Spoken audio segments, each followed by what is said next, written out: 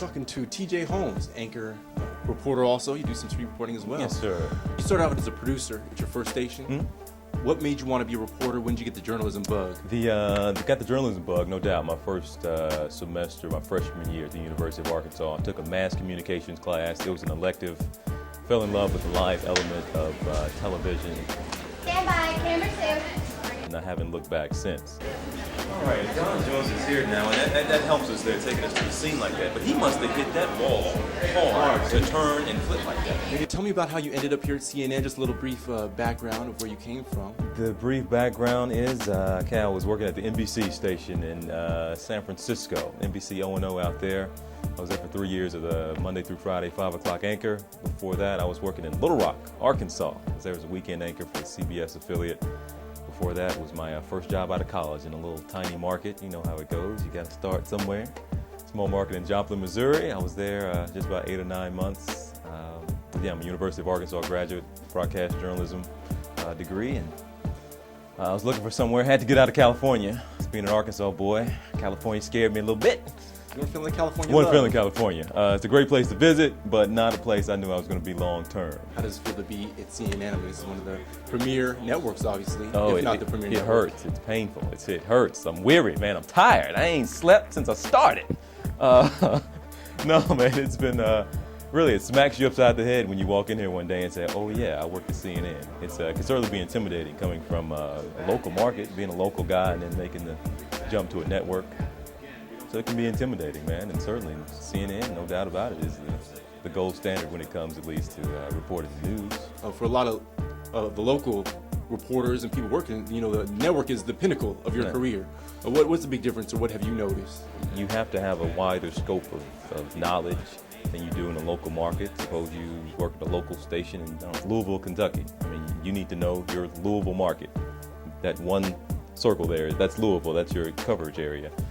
Our coverage area is the world, and so that's a much bigger bubble and a much bigger scope of information you have to know, and that's something you really have to train yourself on. We all have kind of a general knowledge of things going on in the world, but you have to know it a lot more in depth. If someone were just to ask you, what is your understanding, what's your definition of journalism, what would you say? Anybody who has the ability to tell a story can be a journalist. You don't have to have a badge on that says CNN. All you need is a camera. All you need is a way to get your story out there. Do you feel like sometimes us journalists, we're missing the boat and not telling positive stories, we're not able to get those stories out? And is there a need to sort of balance some of the messages, some of the images, some of the stories that we're hearing? There's a need to balance, definitely. But I have been in several local news markets, and man, it hurts you to see sometimes some of the editorial decisions that are made. One thing, there aren't enough faces like ours in those newsrooms. There aren't enough black faces oftentimes in those local markets. I can go in there all day long and pitch a story in the morning meeting, a positive story that I think is important that's happening in a black community. But if the people making the editorial decisions faces don't look like mine, it might not be of interest. You have to fight it. You can keep going and fighting that good fight and convince them on one or two stories here or there. But no, and it's unfortunate. They're not bad people or anything like that. They just don't see the world as I might see it or you might see it. The things that interest me might not interest them. What would you say to students who are interested in journalism? Do we need more of us in journalism? I would say obviously yes, from my perspective. But what are your thoughts on, emphasizing reading, writing some of those basics into the communities, and what are your thoughts on it?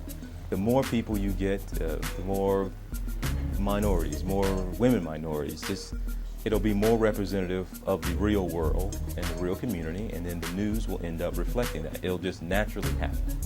And kids sometimes, but they don't until they get my age. I'm not an old guy yet, but it won't trigger until later on. It won't trigger as a high school student that they could make that kind of a change in journalism and in the news business. At that young age, they're thinking, I want to be an anchor, or they're thinking, I want to be on TV. They're not thinking, I want to tell this great story about my community that this news station isn't telling right now.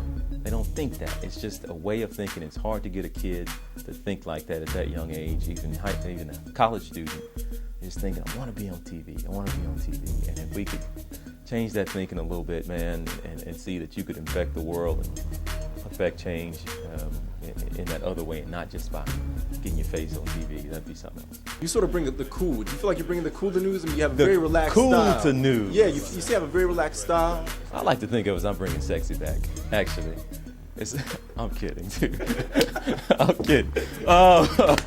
No, you know what has worked for me, and it's been working for me for a while, and I'm going to stick with it till it stops working, is just being myself. People can watch all day long and say, I want to be like that guy. That guy is on a network news, then I need to do what he's doing. And people try to emulate what they see some anchor do. Why?